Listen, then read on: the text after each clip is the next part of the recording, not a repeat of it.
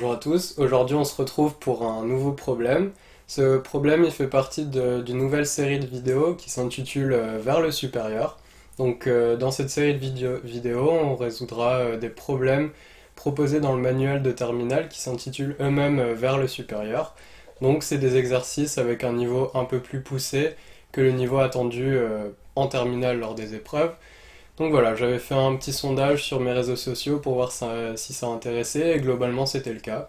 Je me suis décidé de me lancer dans cette série de vidéos. Aujourd'hui on va s'attaquer aux dérivés énièmes. Donc voilà, bonne vidéo. Donc dans cette vidéo on va résoudre ensemble deux exercices et là on va s'attaquer au premier exercice. Donc on nous donne une fonction f telle que pour tout x appartenant à r, pardon, j'ai oublié ici r. On a f de x est égal à x puissance n, avec n un entier naturel non nul, donc différent de 0. Dans la première question, on va calculer f' de x et f seconde de x. Donc pour cette première question, rien de bien compliqué, on applique les formules qu'on connaît dans notre cours. Donc pour x puissance n, sa dérivée c'est n fois x puissance n-1. On fait passer l'exposant en multiplicateur devant, et on enlève 1 à cet exposant. Et puis pour la dérivée seconde, on effectue exactement la même chose. Cette fois-ci, c'est plus n, mais c'est n-1 qui passe devant. Le n ici, c'est une constante. C'est une constante qui multiplie une fonction u. Donc cette constante, elle reste. Donc on a n fois n-1 fois x puissance n-1 moins 1, soit n-2. J'ai écrit directement ici n-2. Donc voilà, cette première question, rien de bien compliqué, on applique nos formules. La question 2, quant à elle, elle va demander un peu plus de réflexion. On va devoir donner l'expression de la dérivée énième de f de x qui se note f avec n en exposant entre parenthèses de x, donc c'est-à-dire la dérivée énième de f de x. Pour répondre à cette question, dans un premier temps, on va rappeler l'expression de la dérivée première et de la dérivée seconde. Donc on avait n fois x puissance n-1, et ici n facteur de n-1 fois x puissance n-2. On pourrait de tête ou sur le brouillon s'amuser à la dériver 3 fois, 4 fois et essayer de voir ce qui se dessine. Et si on le dérive une troisième fois, on aurait n facteur de n-1 facteur de n-2 puissance n-3. Vu qu'on applique à chaque fois la même formule, le n facteur de n-1 devient une constante. Cette constante on la laisse et on écrit à côté la dérivée de notre fonction, c'est-à-dire x puissance n-2. La dérivée de ça, c'est n-2 facteur de x puissance n-3. Et on réécrit le multiplicateur devant. Et donc, ce qu'on remarque, c'est que si on le dérive n fois, on obtient n fois n-1 fois n-2 fois n-3 fois n-4, etc., etc. Et à la fin, on obtiendrait x3 fois 2 fois 1. Pourquoi? Parce qu'on se rapprocherait ici la somme, enfin la valeur qu'on enlève à n, qui se rapprocherait petit à petit de n. Et donc on aurait une valeur quand on fait n moins quelque chose qui est égale à 3, une valeur quand on fait n moins quelque chose encore supérieure qui est égale à 2, puis 1.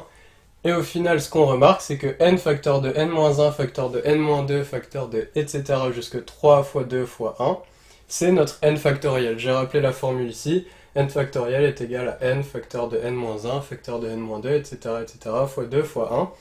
Et j'ai pris l'exemple de 5 ici.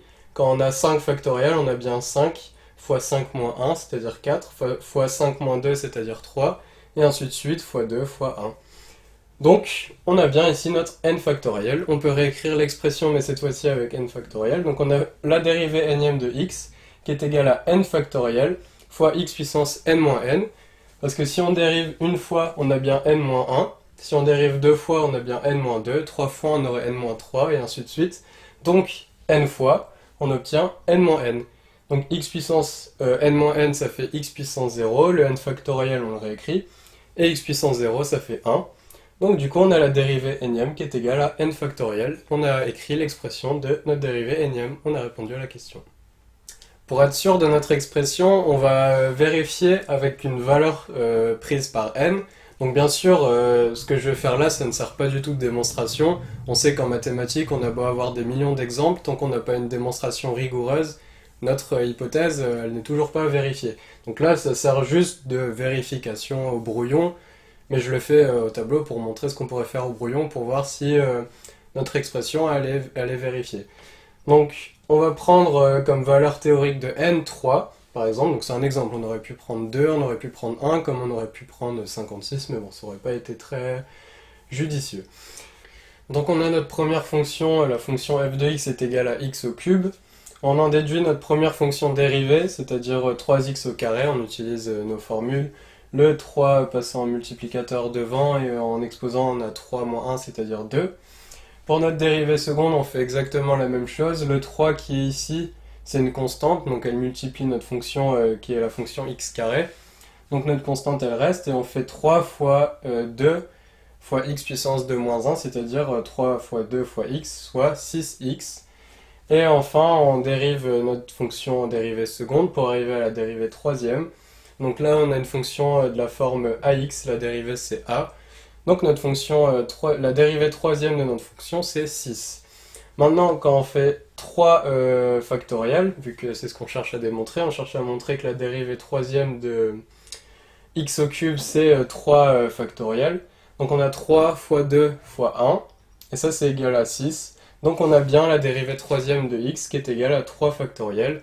Notre expression semble être vérifiée. On ne dit pas elle est vérifiée, elle semble être. Là c'est un seul exemple, mais juste avant on l'avait à peu près démontré, on avait expliqué pourquoi la dérivée énième de x puissance n, c'est n factoriel. Donc voilà, on en a fini pour cet exercice. Dans l'exercice suivant, on considère la fonction inverse, c'est-à-dire la fonction f de x est égale à 1 sur x. On nous donne sa dérivée première, donc la dérivée première de 1 sur x, c'est moins 1 sur x carré, et la dérivée seconde, c'est 2 sur x au cube. On pourrait le prouver par calcul, mais voilà, on va le faire d'ailleurs pour la 3 et la 4e. Donc la question 1, justement, c'est de calculer la dérivée troisième et la dérivée quatrième, c'est ce qu'on va faire ensemble. Donc pour notre dérivée troisième, on va écrire différemment la dérivée seconde. 2 sur x puissance 3, c'est pareil que 2 fois 1 sur x puissance 3. Et là, on a de la forme 1 sur u, ou on pourrait très bien faire avec 2 également, avec k sur u, ça ne change rien au final.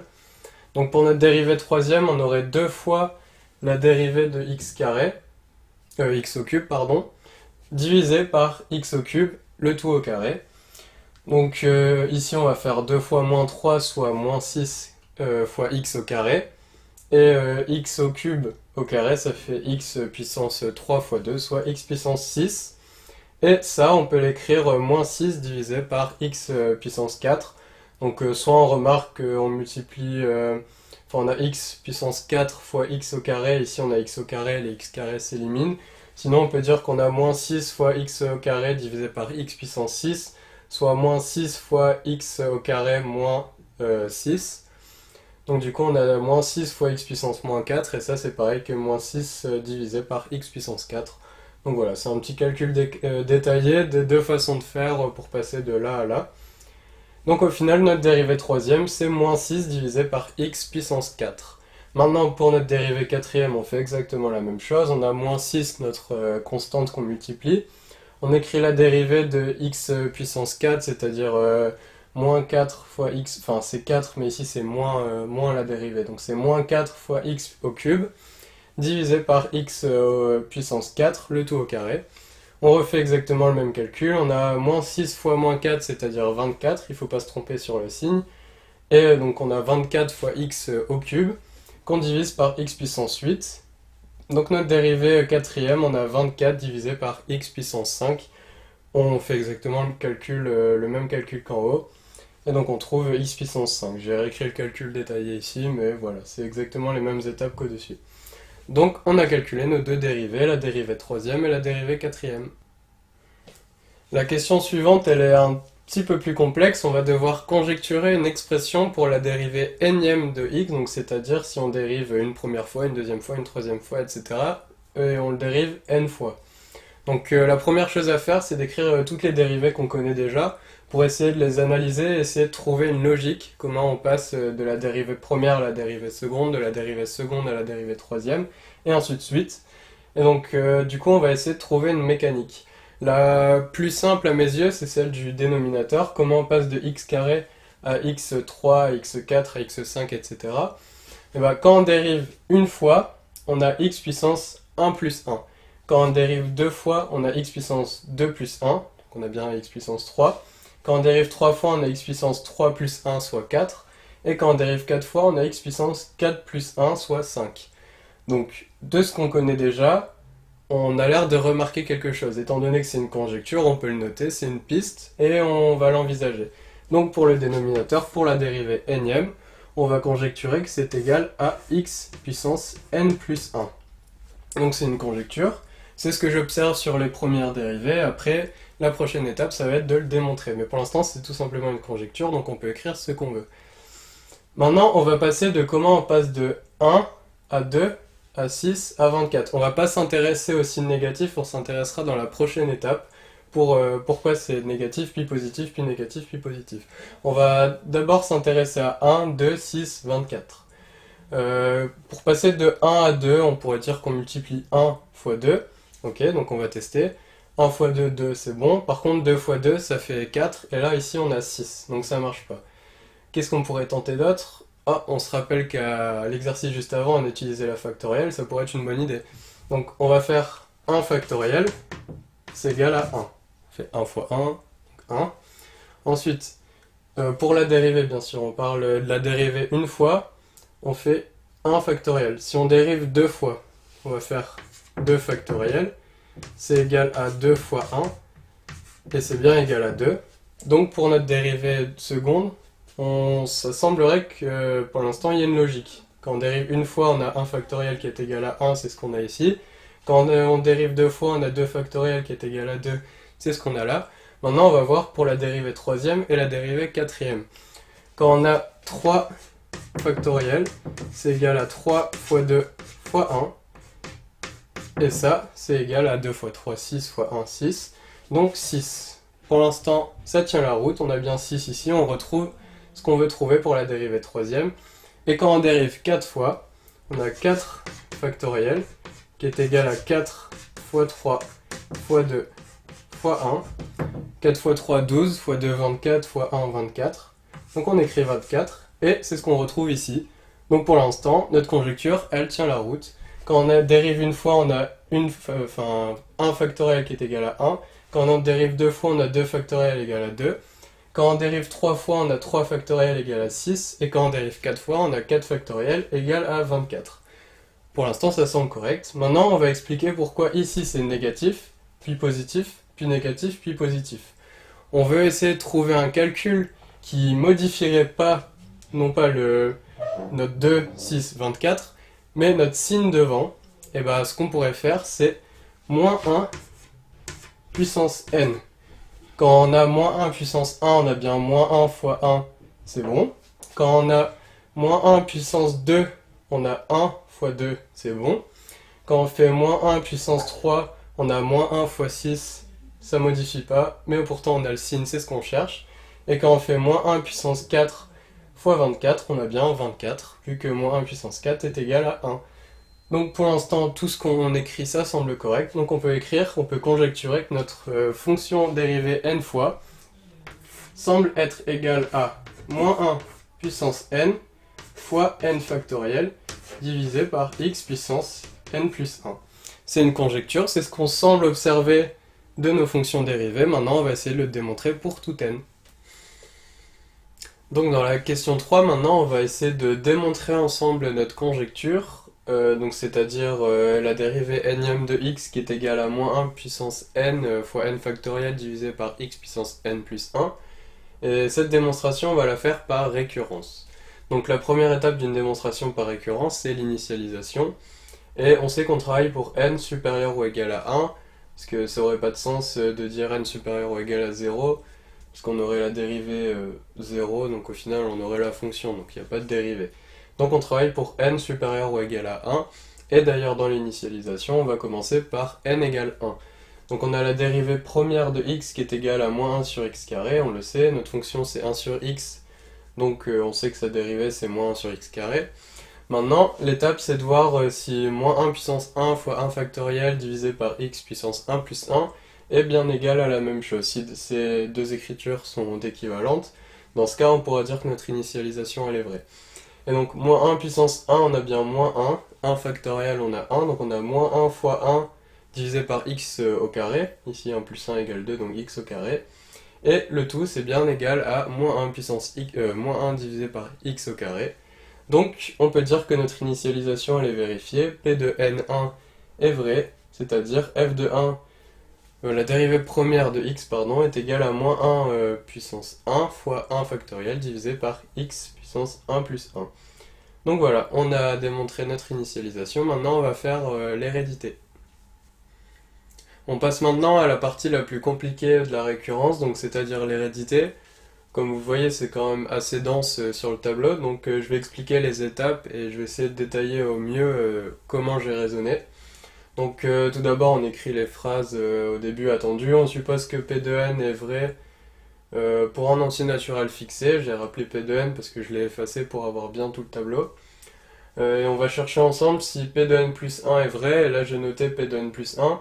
C'est pratique de l'écrire pour voir là où on veut arriver. C'est un peu plus simple pour mieux visualiser. Donc on aurait la dérivée n plus 1 qui est égale à moins 1 puissance n plus 1 fois n plus 1 factoriel divisé par x puissance n plus 1, donc ici n plus 2. Donc on va partir de ce qu'on sait qui est vrai, c'est-à-dire p de n, ou encore la dérivée n est égale à moins 1 puissance n fois n factoriel divisé par x puissance n plus 1. On suppose que c'est vrai, donc on part de là. On va dériver cette fonction, cette dérivée plutôt, avec, on rappelle u, si nécessaire, c'est pas obligé, c'est pour ça que je l'ai entouré, je l'ai mis de côté. On rappelle u c'est moins 1 puissance n fois n factoriel. On pourrait se dire, oh, comment on dérive une factorielle, mais en fait c'est tout simple, une factorielle c'est une constante, donc quand on dérive une constante c'est égal à 0. Donc la dérivée de u c'est u' et qui est égal à 0. Et v on a x puissance n plus 1, donc la dérivée c'est n plus 1 fois x puissance n plus 1 moins 1, soit x puissance n. Donc voilà, j'ai réécrit ça, on dérive notre dérivée n-ième. On a u'v, u' est égal à 0, donc u'v s'annule. Moins, c'est important de laisser le moins devant. uv', donc u on réécrit moins 1 puissance n fois n factoriel, fois v', v' c'est n plus 1 fois x puissance n. Et donc on réécrit tout ça au numérateur, et ensuite on a x puissance n plus 1, le tout au carré, vu qu'on a u sur v, on a u'v moins v'u divisé par v au carré, donc c'est pour ça qu'on met au carré. Quand on dérive notre dérivée n-ième, on est bien d'accord qu'on dérive n plus une fois, donc ici on peut écrire directement la dérivée n plus 1 de x. On va simplifier un peu l'expression, ici on a moins 1 fois moins 1 puissance n. Quand on a a fois a puissance n, on obtient a puissance n plus 1. Donc ici on peut écrire moins 1 puissance n plus 1. On multiplie une fois de plus moins 1 par moins 1, donc on a n plus une fois en exposant. Ensuite on réécrit tout le reste, on va bien faire étape par étape, n plus 1 fois n factoriel fois x puissance n. Et en bas là j'ai directement développé, on a x puissance n plus 1, donc c'est x puissance n plus 1 le tout fois 2. Soit x puissance 2n plus 2. Ensuite, on va passer à l'étape suivante.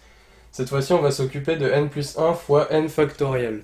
J'ai rappelé ici que n plus 1 factoriel, c'est égal à n plus 1, fois n plus 1 moins 1, soit fois n moins 1, fois n moins 2, etc. etc. Et ça, c'est tout simplement n plus 1 fois n factoriel. Ici, on repère bien n factoriel qu'on multiplie à n plus 1. Donc là, on va faire le schéma inverse. On a n plus 1 fois n factoriel, on va le simplifier en n plus 1 factoriel. Et ensuite, on réécrit x puissance n et on réécrit x puissance n 2n plus 2. Maintenant, on y est quasiment, et ça, on l'a. De là où on veut aller, ça, on l'a. Ça, on l'a. Par contre, en dénominateur, on a 2n plus 2, nous, on veut n plus 2. Et au numérateur, on a du x puissance n, et lui, on le veut pas, on veut l'enlever. Donc on va devoir réfléchir à comment faire maintenant. On va écrire une partie du dénominateur, vu que comme c'est des multiplications, on peut séparer ça si on le veut, on peut séparer ça si on le veut, et on peut même séparer le tout et écrire fois 1. Mais sinon on va juste laisser le x puissance n divisé par x puissance 2n plus 2. Pourquoi ? Parce qu'on a une propriété des exposants qui nous dit que quand on a x puissance a divisé par x puissance b, c'est égal à x puissance a moins b. Donc si on fait ça, on va voir ce que ça nous donne. on a n moins 2n moins 2, soit moins n moins 2. Et on a une autre propriété, et c'est là que c'est intéressant et c'est pourquoi j'ai fait ça. On a une propriété qui nous dit qu'on a x puissance moins a, c'est pareil que 1 sur x puissance a. Et nous on veut revenir à quelque chose divisé par x puissance n plus 2, et là on a moins n moins 2. Donc on va faire l'inverse de moins n moins 2, c'est-à-dire n plus 2. Et donc du coup, grâce à notre propriété qui est x puissance moins a qui est égale à 1 sur x puissance a, on peut dire que toutes ces multiplications, c'est pareil que moins 1 puissance n plus 1 fois n plus 1 factoriel fois 1 sur x puissance n plus 2. Ensuite, la multiplication qui est devant, on la met sur le numérateur, et on obtient bien moins 1 puissance n plus 1 fois n plus 1 factoriel divisé par x puissance n plus 2. C'est notre p de n plus 1, c'est là où on voulait arriver, et on y est arrivé. Donc ça signifie que p de n est vrai, enfin si p de n est vrai, alors p de n plus 1 est vrai. On fait par récurrence, si p de n plus 1 est vrai, p de n plus 2 est vrai, etc. C'est une récurrence. Donc par récurrence, p de n est vrai. D'où la dérivée énième de la fonction 1 sur x est bien égale à moins 1 puissance n fois n factoriel divisé par x puissance n plus 1. On a démontré notre expression. On arrive donc à la fin de la vidéo. J'espère que ce type de format, ce type d'exercice va vous plaire. En tout cas, moi j'ai pris énormément de plaisir à filmer cette vidéo. La démonstration, je la trouve vraiment super sympa à faire, la démonstration par récurrence. Il y a un petit tour de passe-passe qui peut paraître un peu plus complexe, c'est quand on a le x puissance n et le x puissance 2n plus 2, essayer de modifier l'expression pour revenir à ce qui est attendu de pn plus 1. Donc voilà, c'est peut-être la partie qui est un peu plus complexe de l'exercice, même si l'hérédité en tant que telle, elle peut paraître effrayante avec le n factoriel, etc. Mais voilà, une fois qu'on a les automatismes et les réflexes, on a bien les formules, les propriétés des exposants en tête, ça devient très simple. Donc voilà, j'espère que vous allez bien aimer ce type de format et ce type de vidéo. Et bien je vous dis à la prochaine vidéo, à bientôt.